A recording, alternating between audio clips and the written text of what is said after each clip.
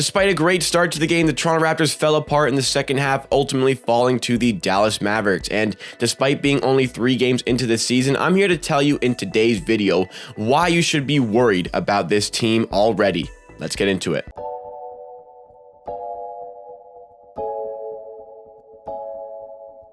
Welcome, Raptors fans. This is Amateur Hour Sports, your source for everything Raptors. And if you like the Raptors and you enjoyed content in this video style, you're going to love Amateur Hour Sports. So make sure you're subscribed to this channel. Thank you so much for helping us hit 7,000 subscribers. And thank you so much for watching this video. Let's get into our topic for today. So a little bit of a game reaction to what we saw in the game against the Dallas Mavericks from the Toronto Raptors last night. And we're also going to break down these statistics from the first 3 games and kind of allude to why you do need to be concerned about this team. Now, I'm not one for overreacting. I'm not one to kind of have this recency bias that I feel like a lot of Toronto Raptors fans have. So let's try to get through the video with that in mind. But yesterday's game, the Raptors, positive start in the first half, but in the second half, the Mavericks took over. Luka Doncic was not going to let the Dallas Mavericks lose this game, it seemed, and he really came alive in this game, and that is my favorite to win the MVP, so you can understand why that happened. But also, Tim Hardaway Jr. absolutely balled out against us as well, so that was concern for me, because going into the game, I would have said that the recipe for success was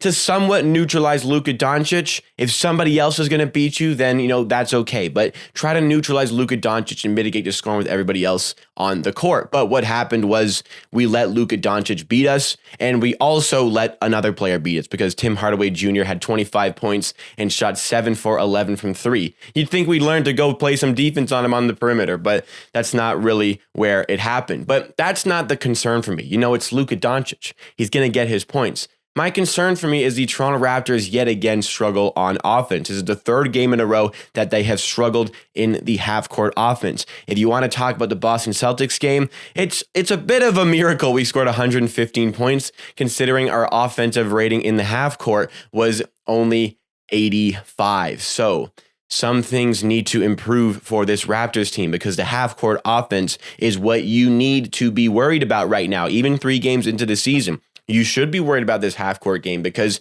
it has not shown improvements from last season, and it doesn't look like there's really any plan on how to fix it. Right now, it's very predictable. The Raptors don't really run a lot of good plays. I'm not happy with the lack of pick and roll that I see, and it seems like Fred VanVleet has to go and do a lot of things on his own. OG Anunoby has to go do a lot of things on his own as well, and I'm not a particular fan of that. It's never really been the system for the Raptors. We are really missing Kyle Lowry right now, his ability to be that court general for the Raptors in the half court, and we're definitely missing Pascal Siakam. And even though we're missing guys, we're missing Siakam, you should be a little bit worried about what's going on at the moment, because right now the offensive rating for the Raptors has not been good. Our current offensive rating is 97.3, and more alarmingly, our points over 100 possessions on offense is 93.6. So we're not nearly putting up enough points. Good news is the defense has been great. Our defensive rating over 100 possessions is about 95. So that's really good, but we also need to keep up with it on offense. And you can't always rely on the transition game to keep up with the other teams. I was really excited about the Celtics game and the video that I made yesterday, but I did say in that video, the half-court offense is still a problem for this team, and we have to acknowledge that because the Raptors in the game 1 against the Wizards, we played great defense, but we could not finish our chances in transition because the Wizards understood our game and they ran back in transition. They made it their goal to stop us in transition, and my goodness, did they do it. The Celtics did not have that game plan. Maybe they did not understand how good our transition game was, but they did not combat that transition game, and the Celtics on offense were absolutely destroyed by the Raptors defense. This game against the Mavericks made it very clear in the second half that they were going to stop us in our transition game and force us to play slower. They forced the pace of the game down to a very slow pace where they could defend us in the half court, and we really did not have an answer. OG Anunoby was electric in the first half, putting up 20 points, but in the second half, he faltered to almost really contributing nothing offensively in the second half. So this half-court offense, I think we really need some solutions here because in the half court, we're not really getting to the rim because a lot of teams are collapsing on us.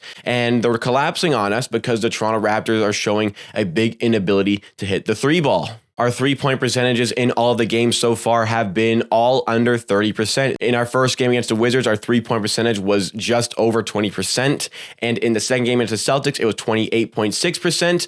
And it was our best effort against the Mavericks, but still under 30% with a three-point percentage of 29.7. So if we can hit our three-pointers and the other team has the ability to collapse in the paint, and we already struggle to manufacture opportunities on the inside in the half court, there's not a lot of answers for this team. And it's a little bit too predictable on offense with kind of Fred VanVleet, OG basically running the show. I want to see, like I said earlier, a lot more pick and roll situations. I think that Scottie Barnes in the pick and roll as the ball handler would cause so many problems for opposition teams. Like if you think about Scottie Barnes handling Precious Achiuwa as the roller, Precious sets to pick, Scottie Barnes can come off of the screen, he can start attacking the basket because he's very good at finishing at the rim. He has the ability to hand it off to Precious Achiuwa, who needs to sharpen up his hands a little bit, but I trust him in that role. And if nothing's on, I trust Scottie Barnes' ability to drive and kick out to somebody on the perimeter. Maybe somebody like OG Anunoby, who looked much better in the first half,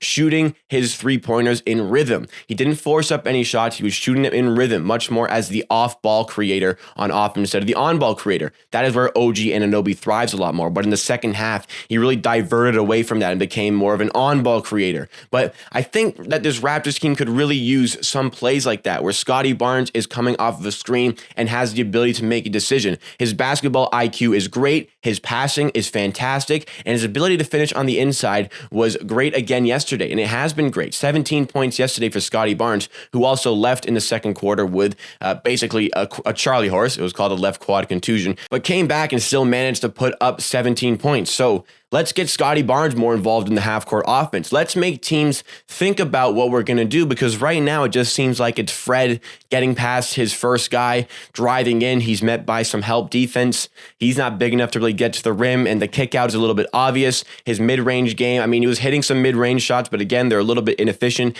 It's just far too predictable for the team, and I think that Nick Nurse hasn't really done a good enough job in fixing this. And, over the offseason, we knew our half-court offense wasn't good last season, and there's really no signs of it improving so far this season. So that's what I would be worried about. But we do have to remember that, Pascal Siakam is out, and he would significantly help this half-court offense. And also we have to remember that the bench really did nothing to help us yesterday. Chris Boucher came off the bench, supposed to be one of our best scorers off the bench, and he was 0 for 5 from the field. So I get there are things wrong with this team, but I'd be worried about this half-court offense right now based on a couple of factors. Number one, Pascal Siakam isn't back, so we really have to weather the storm for the first 10 games before he does return from injury and keep ourselves in a decent position in terms of our record. So when Siakam comes back, we can try to fix some things. Once Siakam is back, he becomes the focal point of the offense. He can create his own shots on the interior, but that leaves OG Anunoby and Fred VanVleet and the likes a little bit more open on the outside. So I'm looking forward to that.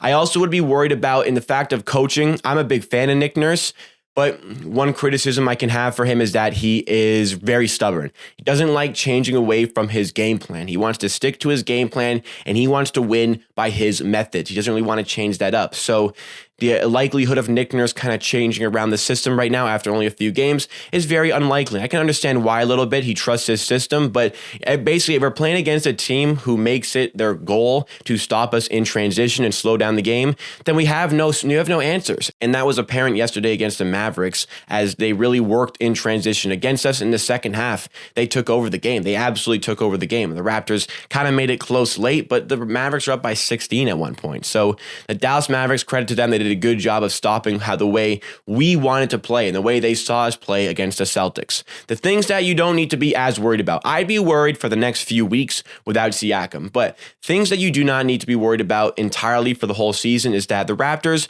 are probably going to sort this out. Again, Siakam is going to come back. We're going to adapt to the new players that we have on our team. We're going to figure a lot of these things out. So I wouldn't be, pulling the panic alarm, but definitely a little bit worried about the way we have started and how we're going to adapt over the first few games up till about 10 games into the season. It's also good to know that the Raptors in previous seasons have been notoriously slow starters. If you want to go to the championship season in 2018-2019, the Raptors started the season, their first 3 games, with about 106 offensive rating and finished with almost 111 in that category. In 2019-20, the season after the championship season, they started the first 3 games with a 101 offensive rating and went up yet again to just under 111 in their offensive offensive rating. And in the last season, the previous season, the Tampa season, their first 3 games saw an offensive rating of just below 98, but it finished in above 111. So we're notoriously slow starters. I think getting used to the new players in the team, I think that the Raptors have a very intricate system on offense and on defense that's very difficult to adjust to.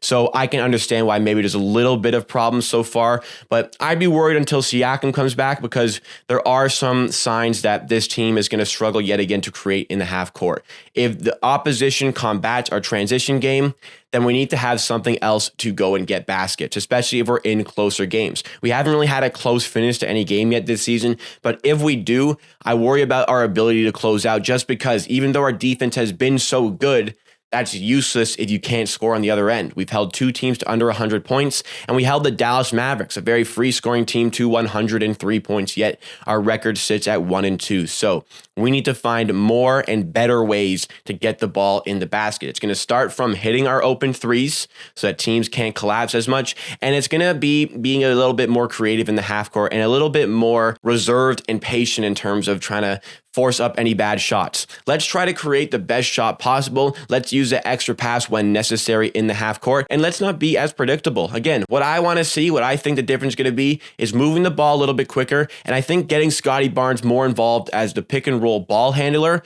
drive and kick. Give him some sort of Giannis role. I'm not saying he's Giannis, but give him that sort of role where he can come off of a screen and he can drive to the basket. He's got the ability to kick it out to a shooter, but he's also got the full range to go up and get his points at the basket, because he is very good at that. That's very unpredictable, and it's very difficult to defend against. So I'd like to see something like that deployed more often in the coming games. But I'd be worried about weathering the storm while Pascal Siakam is out. But ultimately, I think that once we kind of get through this rough patch at the start of the season, we can recover and still put together a successful season. So don't push the panic buttons, but worry a little bit about the way the offense is going so far.